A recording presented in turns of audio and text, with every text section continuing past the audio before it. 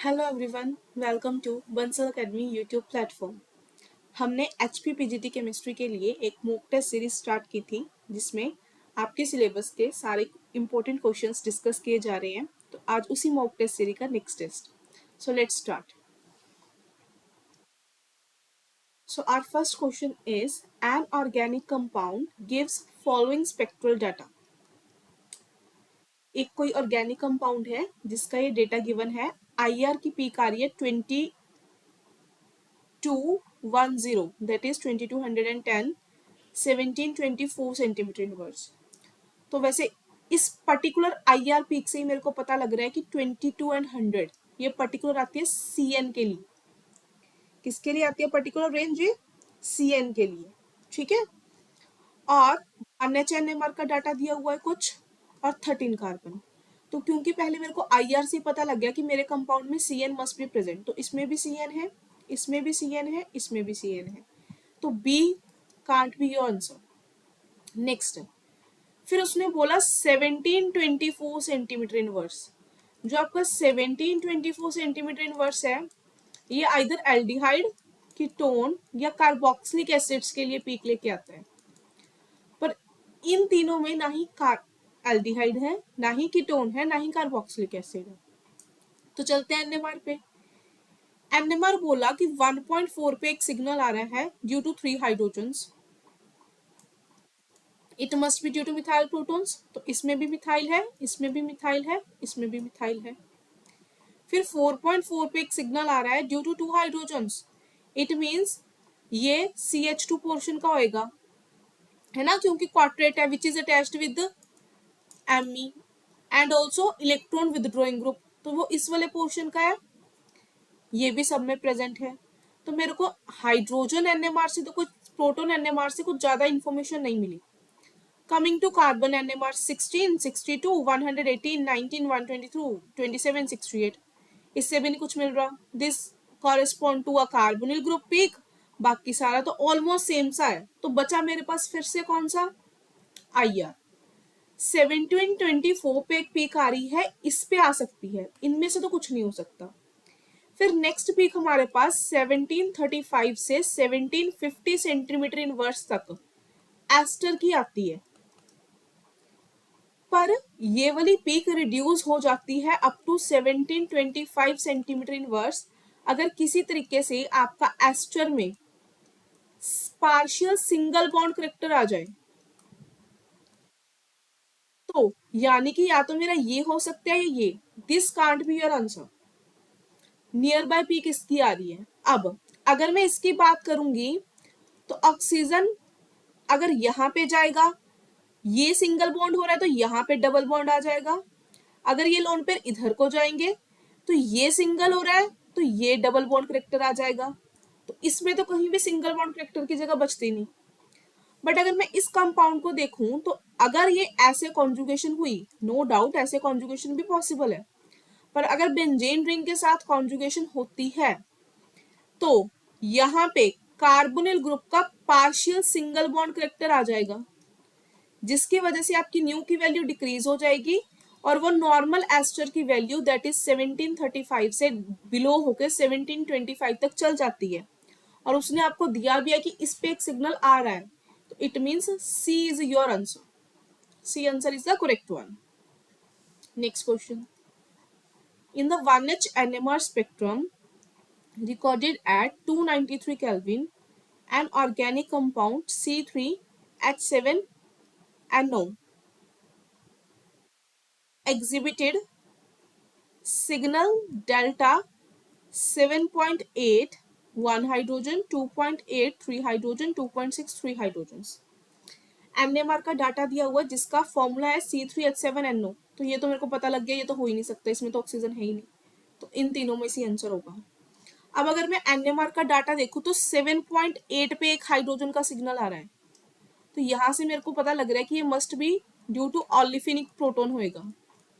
More over ऑलिफिनिक proton के भी 7.8 तक वैल्यू नहीं जाती, it must be attached with some electron withdrawing group, तभी इतनी डीशेल्डिंग हुई होगी। फिर 2.8 और 2.63 हाइड्रोजन्स की वजह से सिंगलेट आ रहे हैं, ये इंडिकेट करते हैं कि हाइड्रोजन कोई प्रोटॉन अटैच्ड है विद इलेक्ट्रॉन विदड्रॉइंग ग्रुप, तो आपके पास 3 सिग्नल्स ऐसे आ रहे हैं। तो अगर मैं इसमें देखूं, hydrogen attach with electron withdrawing group, ठीक है, पर ये तो ऑलिफिनिक प्रोटॉन होना चाहिए था ना। ये मिथाइल के 3 हाइड्रोजन के सिंगलेट समझ में आते हैं, पर इसमें तो कोई ऑलिफिनिक प्रोटॉन टाइप स्ट्रक्चर नहीं बन रही, तो this can't be your answer. ठीक है, और अब मैं बात करती हूँ इनमें, इनमें कैसे हो सकता है। तो अगर मैं इसकी बात करूं, तो आपको पता है इन वाले कंपाउंड में ऐसी वाली स्ट्रक्चर एग्जिस्ट करती है, an double bond O negative M H M, और सिमिलरली आपकी इसमें भी ये वाली स्ट्रक्चर एग्जिस्ट कर, ओके इसमें ऑलरेडी है लाइक दिस। तो इन दोनों में से कौन सा ऑप्शन। अब क्योंकि इसमें OMe प्रेजेंट है और OMe की स्पेसिफिक पीक 3.5 टू 4 ppm आती है। जब भी OMe के प्रोटॉन्स होंगे तो Me का सिग्नल पर्टिकुलरली 3.5 टू 4 ppm आता है, तो this can't be your answer. तो क्या बचा, ये वाला, दिस इज ऑलिफिनिक प्रोटॉन, मतलब और साथ में नाइट्रोजन के साथ अटैच्ड है, तो इसकी पीक आएगी 7.8 पे। फिर this methyl and this methyl will give you different signals, तो इसकी पीक और इसकी peak, one is coming at 2.8, one is coming at 2.6, तो इस तरीके से C is your correct answer.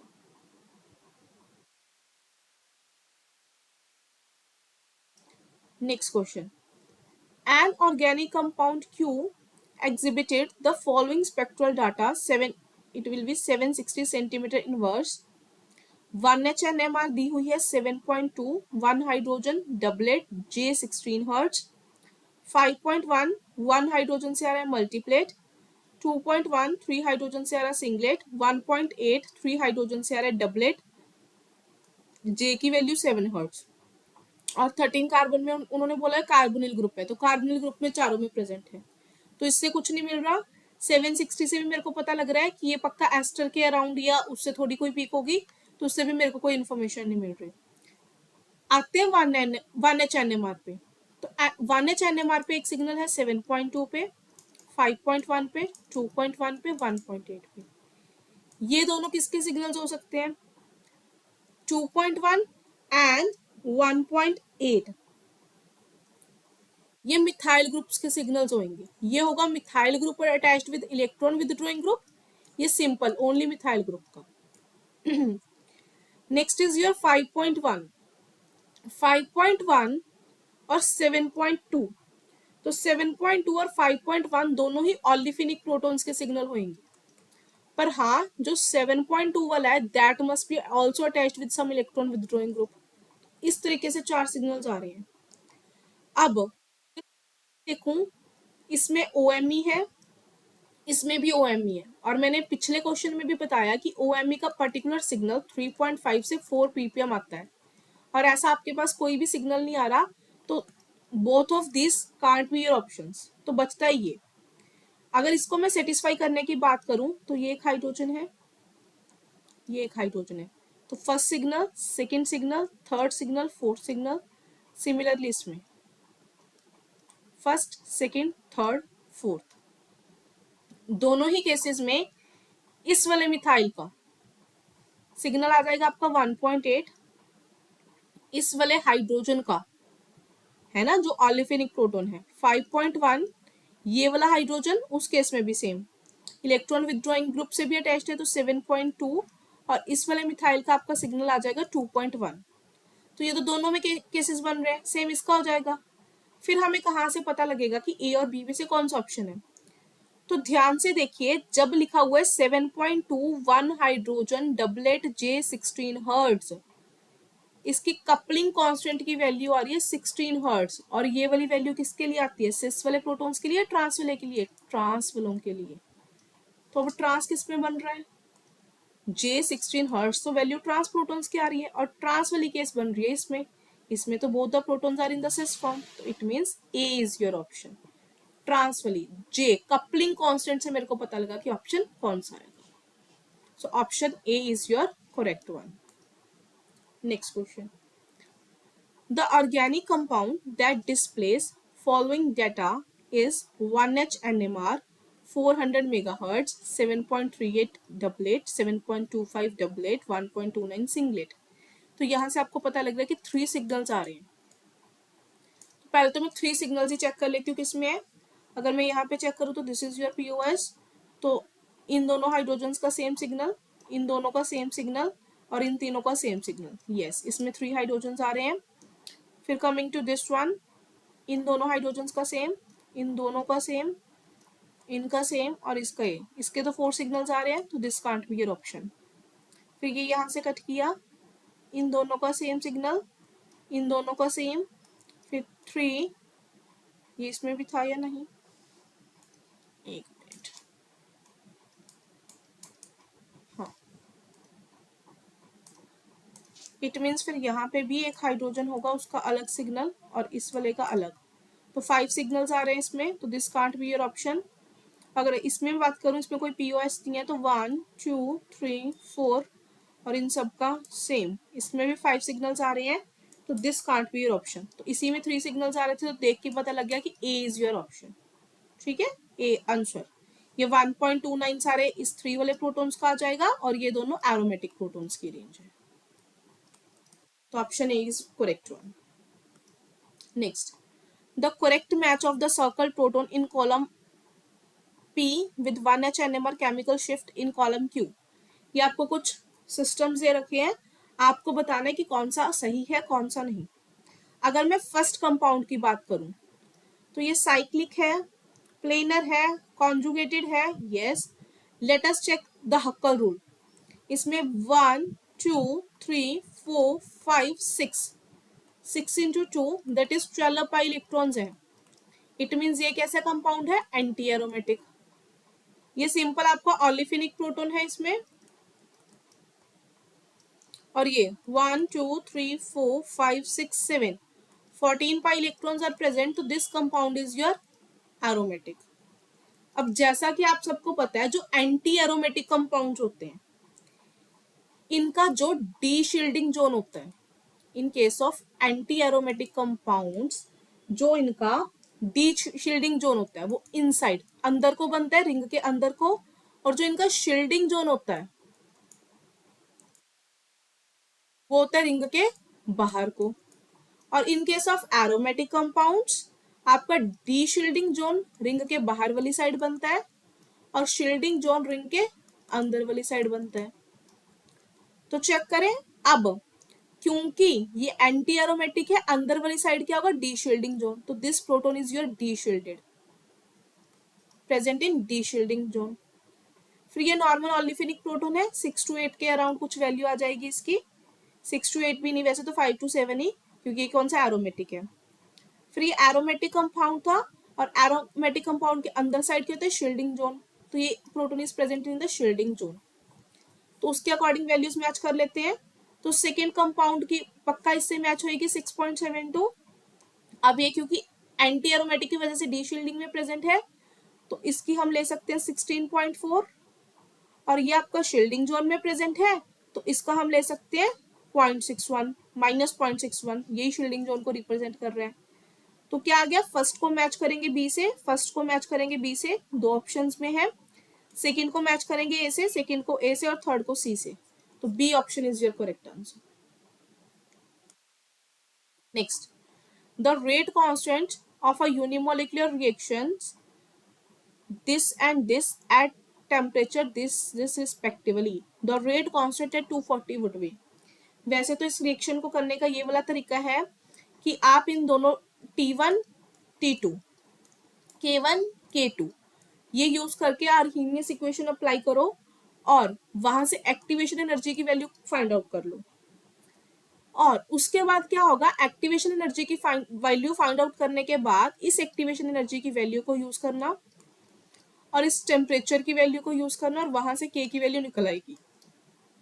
But ये वाला मेथड कैलकुलेशन में, क्योंकि आपको लॉग भी लेना है और भी काफी कुछ कैलकुलेट करना पड़ेगा, इसके बाद एंटी लॉग भी लेना पड़ेगा अगर आपको के निकालना है, तो थोड़ा सा डिफिकल्ट हो जाएगा because calculator is not allowed. तो मैंने आपको एक शॉर्ट ट्रिक बता रखी है. तो शॉर्ट ट्रिक क्या होती है कि जब आपके पास temperature is a multiple of 10, 10 का मल्टीपल हो, like 120 Kelvin, 360 Kelvin, 240, all these are multiples of 10 ना. तो you can use the formula K T plus delta T divided by K T is equal to alpha delta T की power 10. यहाँ पे alpha is your temperature coefficient. तो जैसे मैं इसके ऊपर अप्लाई करती हूँ, के की value 360 divide by K of at 120 kelvin, it will be equal to alpha 360 minus 120 divided by 10. 360 के लिए के की value is 2.2 into 10 raise to power minus 3, 2.66 into 10 is, wait a minute,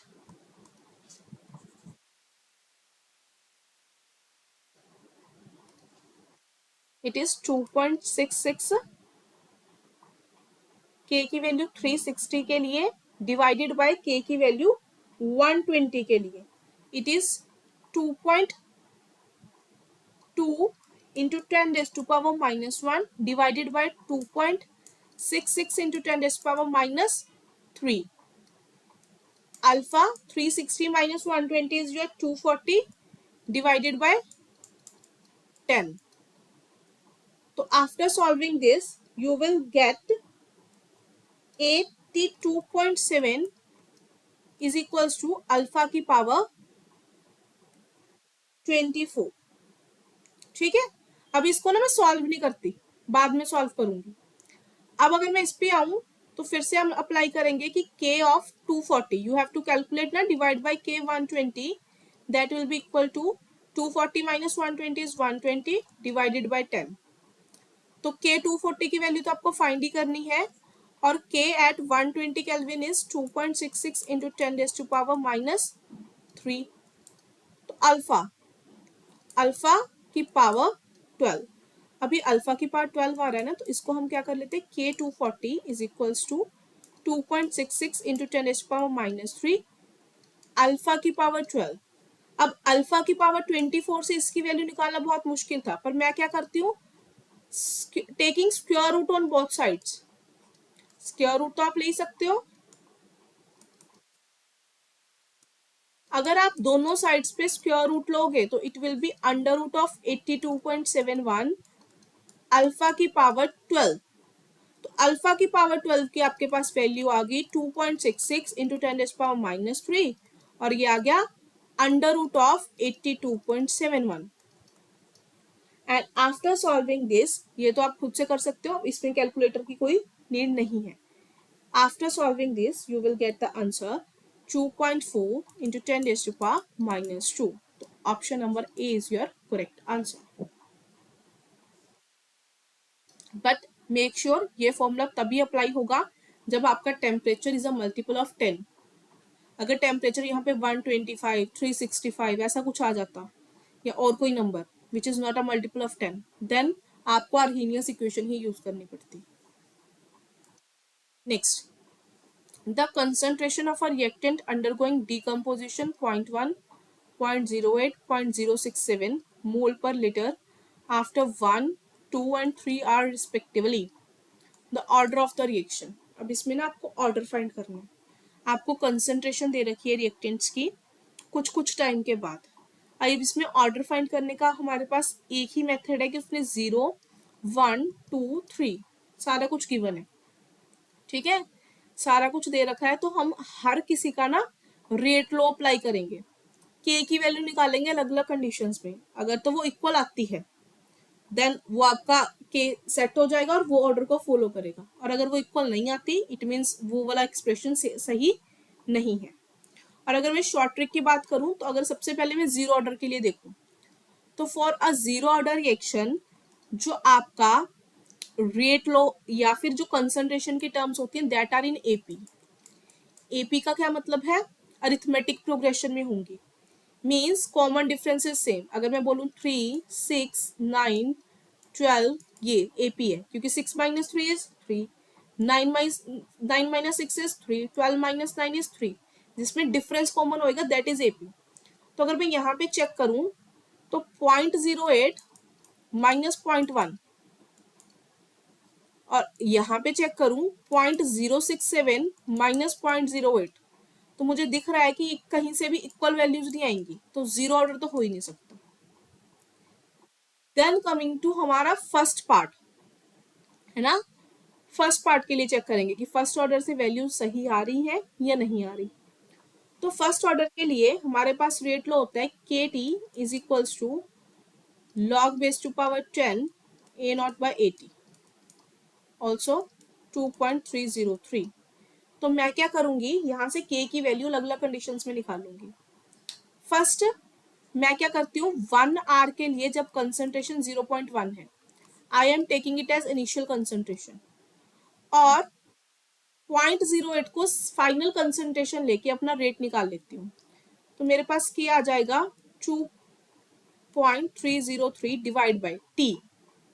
1 our पे start की थी और second rate मेरा 2 our पे आ रहा है, तो रेट टाइम कितना आ गया 1 आवर, 2 माइनस 1 इज 1। तो log of A dot, initial concentration is 0.1 और final is 0.08। After solving this you will get 2.303 log of, अब इसके लिए कोई ऑप्शन नहीं है, you have to solve it by yourself. 1.25 that is 0.223, और अगर मैं इसको निकालूंगी it will be 2.303 divided by 2, क्योंकि अब 3 माइनस 1 2, अब ये वाली कंसंट्रेशन लेके निकालूंगी मैं, log of initial concentration will remain same divided by 0.067। तो ये आ जाएगा 2.303 डिवाइड बाय 2 लॉग ऑफ 1.49, तो ये अप्रोक्सीमेटली आ जाएगा 0.199। ठीक है, वैसे तो 0.19 इज 0.2 ऑलमोस्ट सेम सा ही आ रहा है, ठीक है। पर अभी मैं फिर भी कंक्लूजन पे नहीं पहुंचती, मैं सेकेंड ऑर्डर वाला भी अप्लाई करके देख लेती हूँ। सेकेंड ऑर्डर के लिए आपके पास क्या होता है, K T is equals to 1/80 minus 1/a not. अब अगर मैं सेकेंड ऑर्डर का अप्लाई करूंगी तो के 1/, फर्स्ट के लिए टी इज 1, तो 1/0.08 माइनस 1/0.1, तो it will B 1। 1 divide by 0.08 is 12.5 minus 10, तो ये कितना आ गया 12.5 माइनस 10 इज 2.5। ओके, और अगर मैं सेकेंड के लिए फाइंड करूंगी तो it will B 1/2, 1 divided bye, इसके लिए कितना है 0.067 माइनस 1 डिवाइड बाय 0.1, तो ये आ गया 1 divide by 2। 1 divide by 0.067 is around 14.9 minus 10, तो 4.9 डिवाइड बाय 2, और ये भी कितना आ गया अप्रोक्सीमेटली इक्वल्स टू 2.5। तो ये बिल्कुल सेम आ रहे हैं, तो यहाँ से मेरे को पता लग रहा है कि इस रेट लॉ को फॉलो कर रहा है और your reaction is of second order. तो option number C is your correct answer. Next question, a first order gaseous reaction is 25% complete in 30 minutes at 227 degrees Celsius and in 10 minutes at 237 degrees Celsius। Activation energy निकालनी है। तो उसने बोला है कि कोई first order reaction है जिसके लिए temperature T1 227 degree Celsius that is 500 kelvin और स्मॉल t1 की वैल्यू है 30 मिनट, और उसी रिएक्शन के लिए capital T2 is 237 degree Celsius that is 510 kelvin, और वो टेम्प कितने टाइम में कंप्लीट होती है 10 मिनट। पर मेरे को एक्टिवेशन एनर्जी निकालने के लिए आर्हेनियस इक्वेशन को अप्लाई करना पड़ेगा, और उसमें तो आपको K2/K1 चाहिए, तो मेरे को K2 और K1 की वैल्यू निकालनी पड़ेगी। तो अभी हमने फॉर्मूला किया कि K for first order reaction K is equal to 2.303 divide by T log of A not by AT। तो K it will be 2.303 divided by T, पहले कितने में कंप्लीट हो रही है 30 मिनट्स में, तो यहाँ पे मैं 30 ले लूंगी, log A not by AT। अगर मैं A नॉट बाय AT की बात करूंगी तो 25% रिएक्शन कंप्लीट होगी, है ना। तो बची कितनी, AT क्या होता है, substance left after some time T, 75% of A naught, it will be 2.303 divided by 30 log of 100/75 that is 2.303 divide bye 30 log of 4/3। इसे ना सॉल्व करने की नीड नहीं है, बताती हूँ क्यों। This is the value of K1। Now coming to K2। K2 कितना आएगा आपका कि 2.303 अब कितने में कंप्लीट हो रही है, 10 मिनट्स में। सेम रिएक्शन, तो it will be again A not 75% A not, तो ये आ जाएगा 2.303 डिवाइड बाय 10 लॉग 4/3 अगेन। अब सॉल्व क्यों नहीं करना था, क्योंकि आर्हीनियस इक्वेशन में दोनों की रेशियो चाहिए। क्या होती है Arrhenius equation, log K2 upon K1 E upon 2.303 R 1 upon T1 minus 1 upon T2। तो K2 अपॉन K1 की रेशियो चाहिए। जब मैं इनकी रेशियो लूंगी, log K2 is your 2.303 divided by 10 log 4/3, K1 is your 2.303 divided by 30 log 4/3 is equals to activation energy you have to calculate 2.303 और R की value उसने ऑलरेडी दे रखी है कि कैलोरीज में लो, दैट इज 2। तो 1/500 माइनस 1/510, ये पोर्शन और ये पोर्शन कट, ये और ये कट, तो 30/10 इज log 3। और ये वाला अगर मैं इधर ले आऊं तो it will be 2.303 into 2 EA, तो ये 510 minus 500 is 10 divide by 500 into 510, इतना आ गया। उसके बाद अगर मैं इसके बाद इसे सॉल्व करूंगी, ये करने के बाद, तो log 3 आप लोगों को मैंने बोला था कि value you have to learn some values, तो 0.4771 इंटू कितना है 2.303 into 2 into 510 into 500 divided by 10 is equals to your EA। तो ये कैंसिल हो गया। अब इतनी multiply you have to do by yourself, इसके लिए कोई ऑप्शन नहीं है। तो आफ्टर सॉल्विंग दिस, पूरी मल्टीप्लाई और कैलकुलेशन करने के बाद you will get the answer around 56.02 into 10⁻³ calories पर मोल, जिसे मैं लिख सकती हूँ 56.02 किलो कैलोरी पर मोल। अगर मैं देखूं 56 तो मेरे पास ऑप्शन में नहीं है, बट 55 किलो कैलोरी पर मोल ऑप्शन में है, तो अप्रोक्सीमेट आंसर चलेगा। वैसे भी क्योंकि कैलकुलेटर अलाउड नहीं, आप अप्रोक्सीमेट ही निकालोगे, तो 55, तो answer C is your correct answer. ऐसे वाले क्वेश्चंस में क्योंकि कैलकुलेटर अलाउड नहीं है, एक तो कैलकुलेशन अच्छे से करनी है, और ध्यान रखना कि जैसे अगर आप 4/3 सॉल्व करोगे, पहले लोग लोगे, इतना सोचोगे, तो टाइम वेस्ट होगा। तो ध्यान रखना कि कहाँ पे टाइम वेस्ट होने से बचाया जा सकता है। ठीक है, जैसे मेरे को पता है कि मेरे को डिवाइड ही करना है एंड में, और उसने कैंसिल आउट ही हो जाना है, तो मेरे को लॉग सॉल्व करने की नीड नहीं थी। तो आप भी ऐसे ट्रिक्स यूज करके अपने टाइम को सेव कर सकते हो। Next question, the rate constant of a reaction A1 positive, Vn positive, P is measured in two different aqueous solutions of ionic strengths 0.01 molarity and 0.04 molarity. If the log of this is this, the charge N on B is closest to. इसमें ना अब क्या है, आपको आयनिक strength दे दी है, ये एक equation दे रखी है, ये आपको आयनिक स्ट्रेंथ 1 की वैल्यू, ये आयनिक स्ट्रेंथ 2 की वैल्यू, और ये इक्वेशन है। आप सबको पता है कि log K upon K nought that is equals to 2ZA ZB A root I इसके इक्वल होता है, where I is your ionic strength, है ना।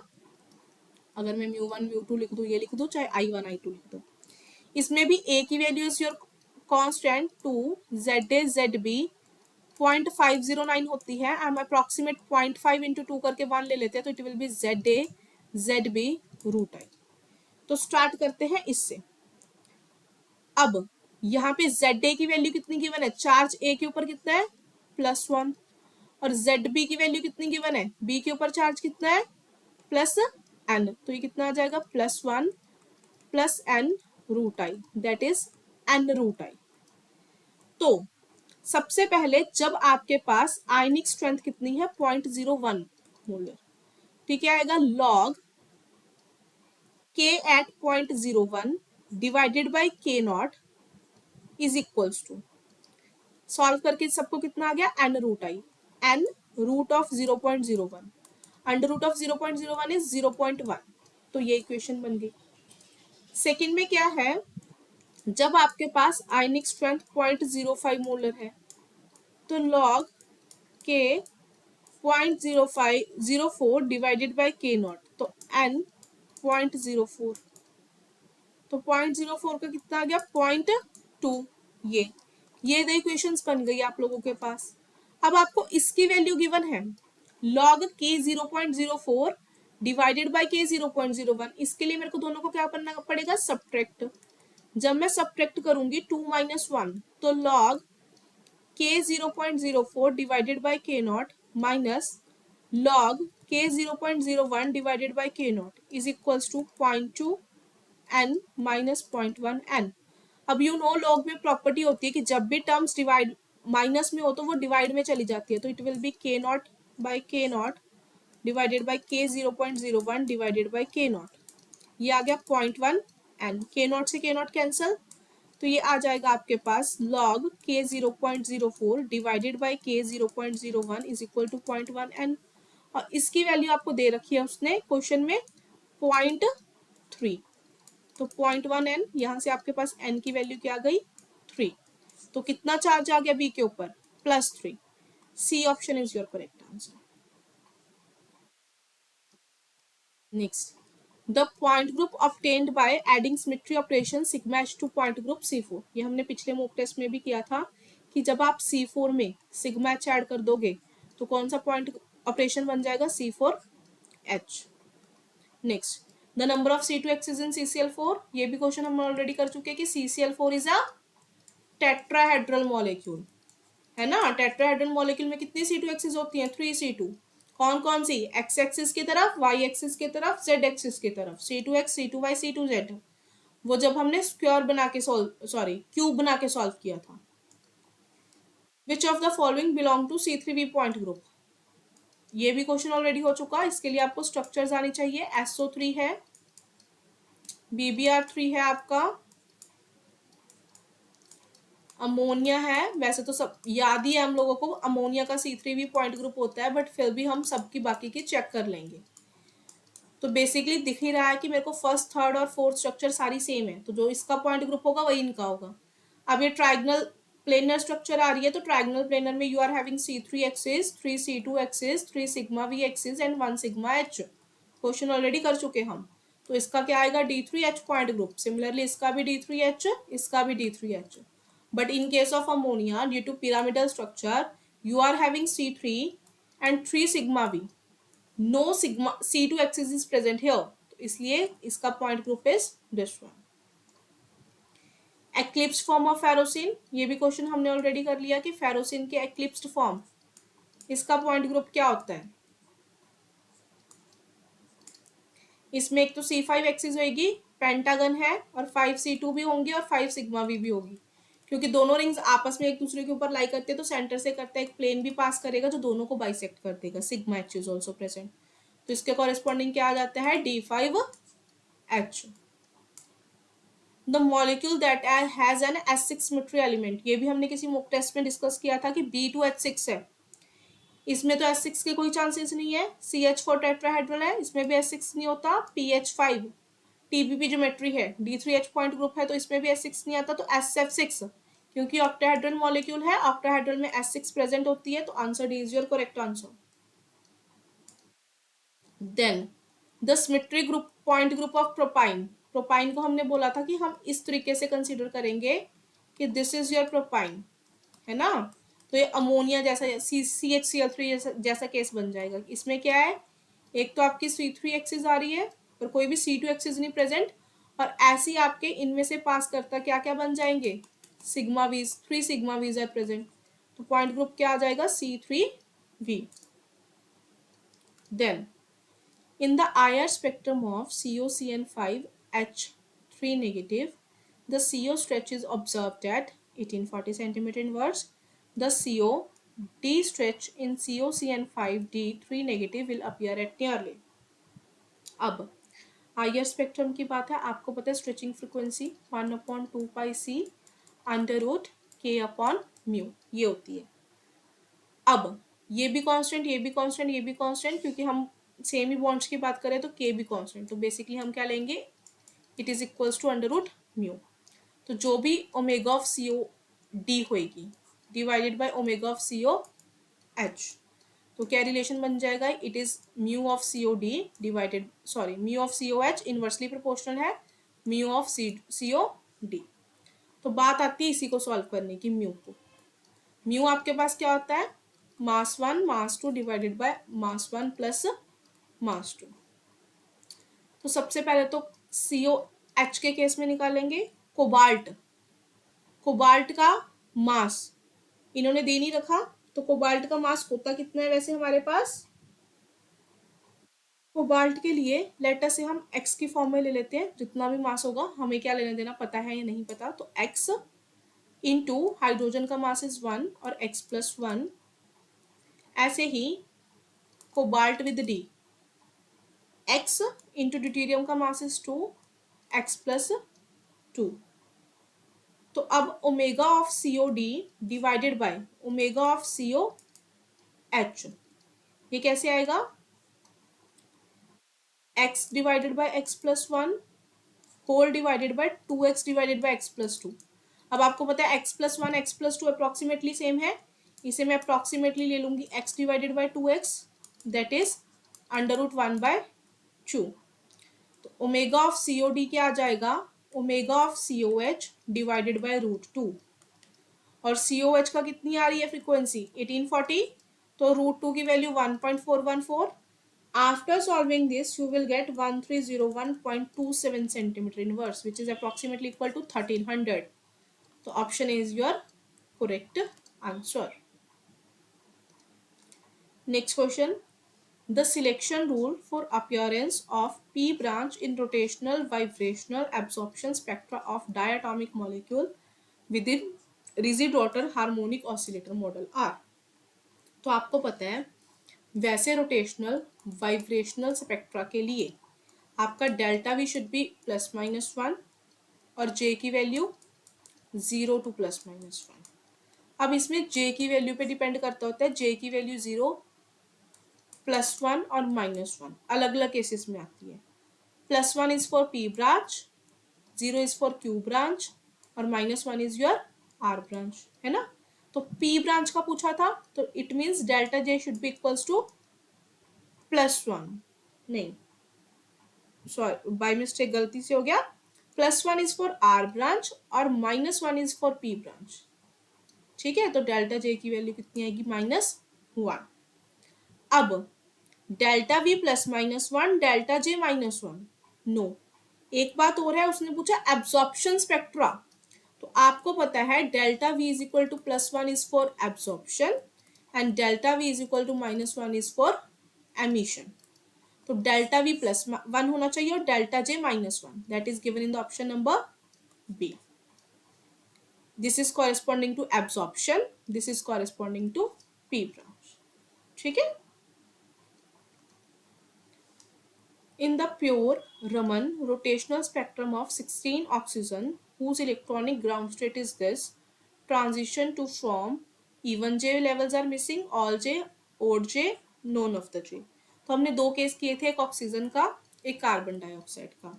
मेमोरी बेस्ड क्वेश्चन है कि ऑक्सीजन के केस में क्या होता है, आपके पास इवन J वैल्यूज मिसिंग होती है और कार्बन डाइऑक्साइड के केस में odd J वैल्यूज। तो even J values are missing is your correct answer. Next, for the rotational Raman spectrum of 19 fluorine shows a series of Stokes line at this rotational constant की value find करनी है in gigahertz. तो Stokes lines के लिए आपके पास formula होता है nu S is equals to nu I minus B 4J + 6। अब फर्स्ट स्टोक लाइन कहाँ पे आती है, J इज इक्वल टू 0 से लेके 2 तक, तो न्यू एस क्या बन जाएगा, nu I minus B 4 into 0 + 6, that is nu I minus 6 B. Second Stokes line कहाँ से आती है, 1 से लेके 3 तक, तो nu S is equals to nu I minus B 4 into 1 + 6, that is nu I minus 10 B. और थर्ड स्टॉक लाइन कहाँ पे आती है आपके पास, 2 से 4 तक, तो nu S is equals to nu I minus B 4 into 2 plus 6 4 2 जार 8 8 प्लस 6 इज 14। ये इसकी वैल्यू उसने दे रखी है 19230.769, इसकी 19,227.238, इसकी 19,223.707। ये थ्री वैल्यूज आर गिवन। ठीक है, तो आपको रोटेशनल कांस्टेंट बी की वैल्यू फाइंड आउट करनी है। But you will do subtract कर देते हैं। Let us subtract 2 minus 1। तो ये कैसे आएगा 19,227.238 minus 19,230.769 is equals to nu I minus 10b minus nu I minus 6b। तो इन दोनों को सब्ट्रैक्ट करके you will get minus of 3.531 nu I minus 10b minus nu I plus 6b। तो you will get minus 3.531 is equals to minus of 4b। That is b आपके पास कितना आ जाएगा 3.531 divided by 4, that is 0.88725 centimetre inverse. पर आपको answer देना है गीगा हर्ट्ज में। तो गीगा हर्ट्ज से पहले मैं सोचती हूँ हर्ट्ज। हर्ट्ज मीन्स पर सेकेंड, तो यहाँ पे यूनिट पर सेंटीमीटर इनवर्स की बजाय पर सेकेंड होने चाहिए। तो इसको इसमें कन्वर्ट करने के लिए what you have to do multiply it by the value of C frequency, ऐसी सॉरी स्पीड ऑफ लाइट। तो ऐसे करते हैं तो सी क्या आएगा 3 इंटू 10⁻10 सेंटीमीटर पर सेकेंड। सेंटीमीटर से सेंटीमीटर कट, और ये क्या आता है आपके पास 2.64825 इंटू 10⁻10 पर सेकेंड। या फिर मैं क्या बोल सकती हूँ 26.4825 इंटू 10⁻9 पर सेकेंड को हर्ट्ज, और 10⁻9 hertz is your 26.4825 giga hertz. तो ये कितना आंसर आ गया 26 पॉइंट ओके ये 484। ठीक है, तो A option is your correct answer. तो यहाँ पे ये मॉक टेस्ट होता है खत्म। आई होप आपको सारा समझ में आया होगा। Thank you for watching this video.